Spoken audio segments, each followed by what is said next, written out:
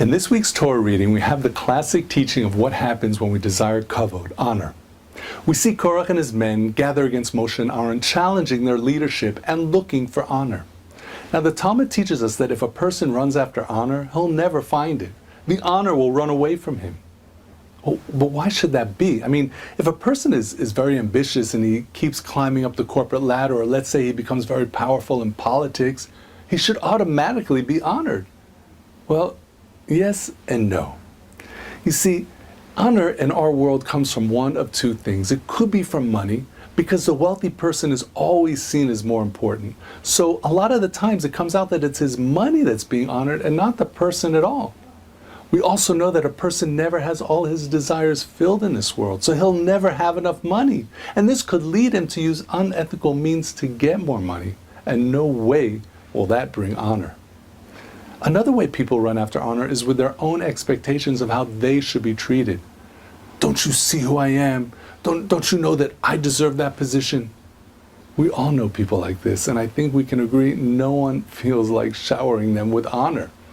So how does one get honor in this world? Well, it might surprise you, but the rest of the saying goes that if a person runs away from honor, then honor will find him. Well, how can that be? Let me give you an example with the following story.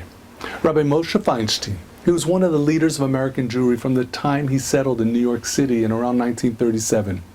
He was the head of yeshivas. He was a rav of a large community. He answered questions in Jewish law for people all over the world. Even in Israel, he was involved in the decision-making for religious schools. Definitely a busy man.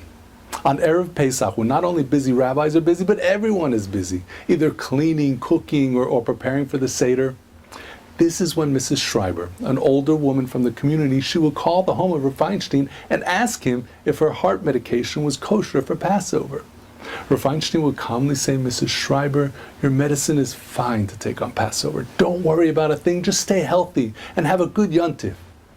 Now this scenario took place every Pesach for years, and Rav Feinstein would give the same calm answer. One year, Mrs. Schreiber, she must have forgotten, or maybe she just got busy, but at 4 p.m. on the evening before the Pesach Seder, the phone rang in Mrs. Schreiber's home. After saying hello, she heard, "Hello, this is Moshe Feinstein.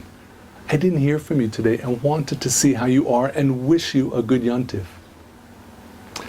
If you're thinking right now how great Rav Moshe Feinstein must have been, if you're thinking right now how amazing it is that people are still telling stories about him 40 years after he passed away, then you can understand the true method of achieving honor in this world.